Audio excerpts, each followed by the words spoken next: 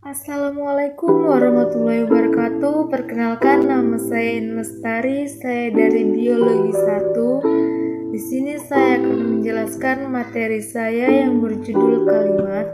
Yang pertama yang akan saya jelaskan di sini yaitu pengertian dari kalimat. Kalimat merupakan sebuah bentuk bahasa yang di dalamnya terdapat sebuah gagasan yang utuh.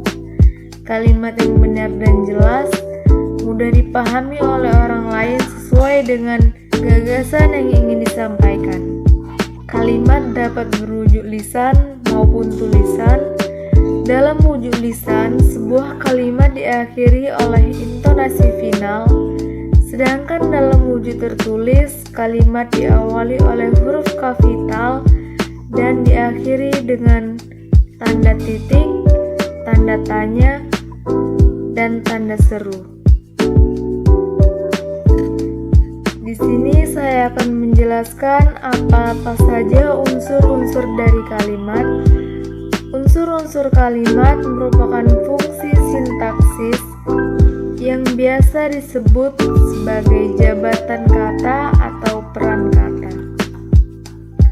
Unsur-unsur tersebut adalah S melambangkan subjek, P melambangkan predikat, O melambangkan objek, Pel melambangkan pelengkap, dan cat melambangkan keterangan. Pada kalimat bahasa Indonesia, kalimat tersebut dikatakan baku jika terdapat sekurang-kurangnya terdiri dari dua unsur, yaitu unsur S melambangkan subjek dan unsur predikat.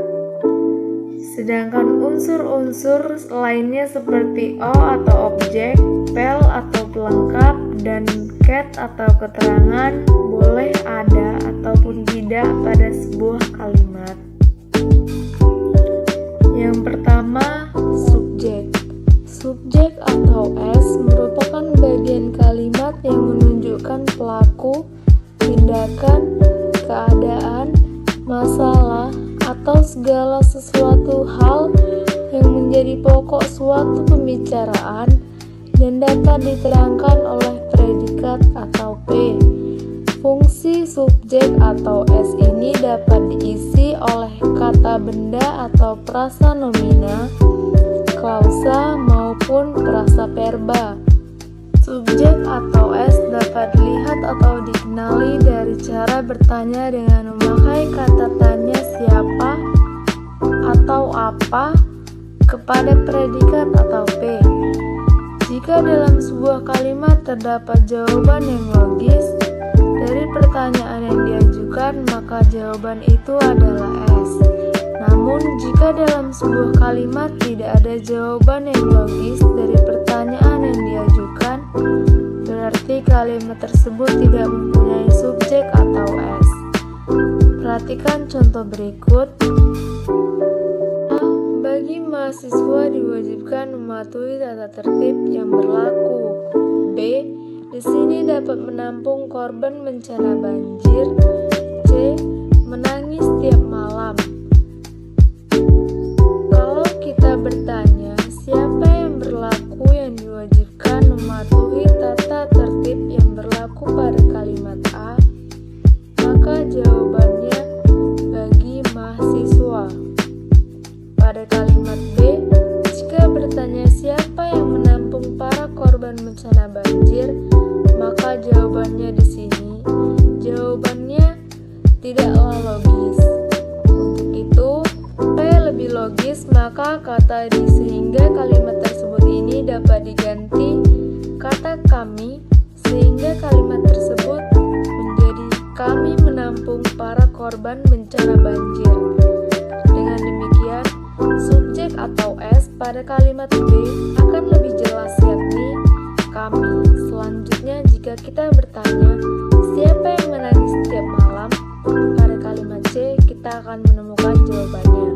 Karena kalimat C tidak mempunyai subjek atau S. Oleh karena itu, kita perlu ditambahkan atau sertakan nomina atau pronomina pada awal kalimat C.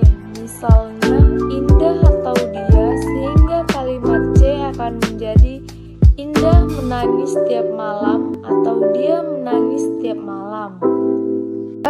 Predikat atau P merupakan bagian kalimat yang berfungsi memberitahu atau menerangkan tindakan atau melakukan perbuatan subjek atau S dalam sebuah kalimat.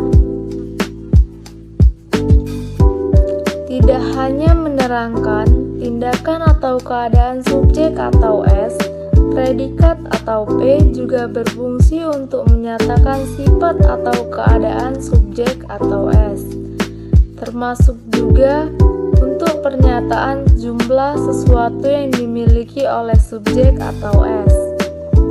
Seperti yang sudah dijelaskan di atas, satuan bentuk yang dapat mengisi predikat tidak hanya kata, tapi juga dapat berupa frasa. Objek atau O merupakan bagian kalimat yang menjadi sasaran tindakan subjek atau S melengkapi fungsi predikat atau P.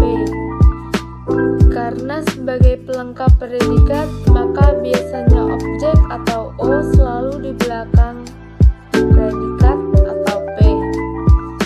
Sama halnya dengan subjek atau S, biasanya objek atau O diisi oleh nomina atau frasa nomina dan juga klausa.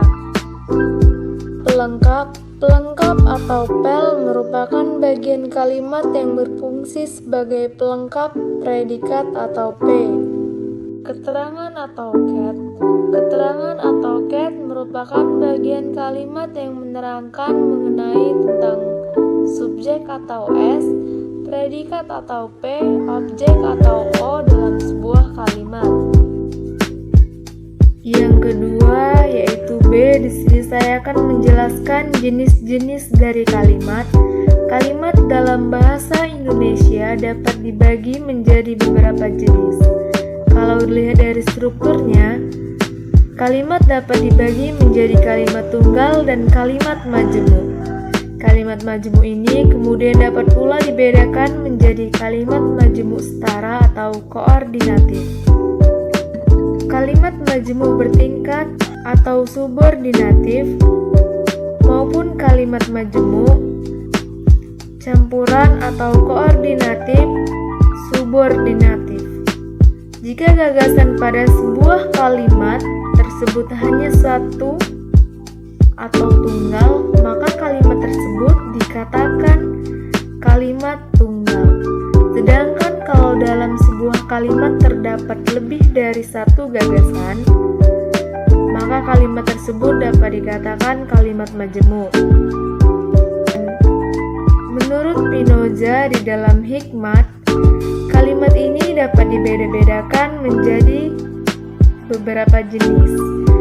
Menurutnya yaitu yang pertama jumlah klausa pembentuknya, yang kedua bentuk atau fungsi isinya, yang ketiga kelengkapan unsurnya, dan yang keempat susunan subjek predikatnya. Baik, di sini saya akan menjelaskan mengenai kalimat tunggal.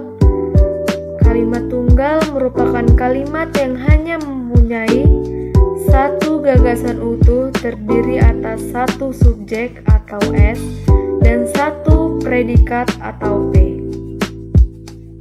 Biasanya kalimat tunggal ini berbentuk klausa tunggal. Unsur objek, pelengkap, dan keterangan tidak diharuskan ada di dalam kalimat tunggal. Namun, jika predikat berbentuk verba transitif, maka unsur objek atau O diperlukan untuk melengkapi unsur predikat atau P. Yang kedua yaitu kalimat majemuk. Berbeda dengan kalimat tunggal yang hanya dibentuk oleh satu klausa, kalimat majemuk merupakan kalimat yang dibentuk dengan gabungan dua atau lebih klausa. Kalimat majemuk terbagi menjadi dua, yaitu kalimat majemuk setara dan kalimat majemuk bertingkat. Menurut Spinoza dalam Hikmat, ciri-ciri dari kalimat majemuk setara adalah A. Dibentuk dari dua atau lebih kalimat tunggal. B. Kedudukan kedua kalimat atau klausa tersebut sederajat. Dalam kalimat majemuk setara terdapat konjungsi atau kata hubung yang biasanya terdiri dari dan, baik, maupun, tetapi, sedangkan, atau, dan lalu. Baik, di sini saya langsung saja memberikan contoh. Yang pertama, A. Para pejabat negara harus mempunyai rasa empati yang tinggi dan mampu memperjuangkan nasib masyarakat yang luas. B. Guru tersebut menerangkan pelajaran, sedangkan muridnya memperhatikan dengan seksama. Pada contoh kalimat A, di atas merupakan kalimat majemuk setara karena memiliki dua klausa yang sama-sama penting atau sejajar atau setara. Penanda yang memisahkan dua klausa dalam kalimat majemuk setara ini adalah dan. Sedangkan kalimat B merupakan kalimat majemuk setara yang terdiri dari dua klausa, yaitu klausa guru menerangkan pelajaran dan klausa murid memperhatikan dengan seksama. Kedua klausa tersebut sama-sama penting atau sejajar atau setara, dan penanda dua klausa dalam kalimat B adalah sedangkan. Baik, jadi di sini jenis kalimat tidak hanya merupakan kalimat tunggal dan kalimat majemuk saja. Berdasarkan fungsinya, kalimat dijeniskan menjadi kalimat berita, kalimat tanya, kalimat perintah, dan kalimat seru. Jika dilihat dari kelengkapan unsurnya, kalimat dijelaskan menjadi kalimat mayor atau kalimat lengkap dan kalimat minor atau kalimat tidak lengkap. Sedangkan jika dilihat dari susunan subjek dan predikatnya, suatu kalimat dijelaskan atau dijeniskan menjadi kalimat versi dan kalimat inversi.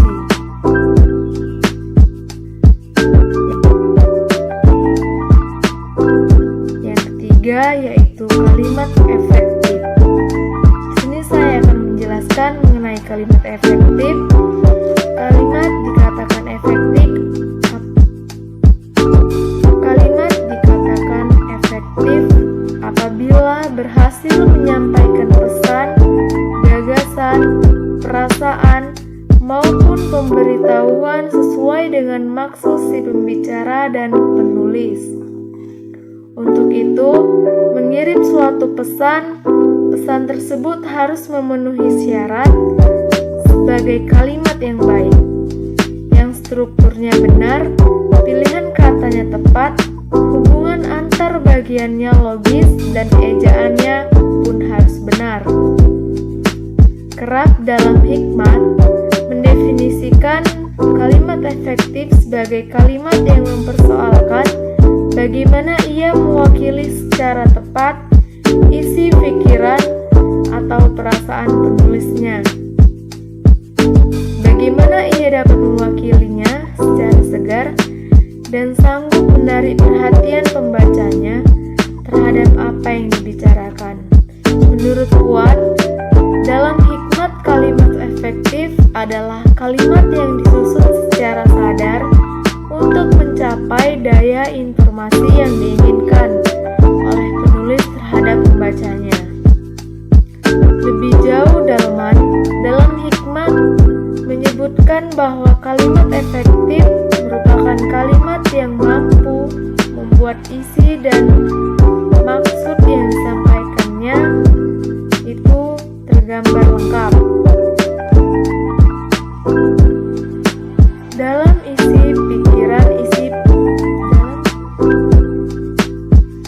Dalam pikiran, isi penerima atau pembaca persis seperti yang disampaikan, senada dengan Dalman. Akhadia dalam hikmat menyebutkan kalimat juga memiliki kemampuan atau tenaga untuk menimbulkan kembali gagasan pada pikiran pendengar atau pembaca identik dengan apa yang dipikirkan pembaca atau yang dipikirkan pembicara atau penulis. Dari penjelasan di atas mengidentifikasikan bahwa kalimat dikatakan efektif apabila gagasan yang disampaikan oleh penulis dari kalimat tersebut dapat diterima secara utuh oleh pembaca. Kalimat efektif juga kalimat yang tidak berlebih-lebihan dalam penulisannya. Arti kalimat tersebut lugas, hemat, dan apa adanya. Sekianlah materi dari saya.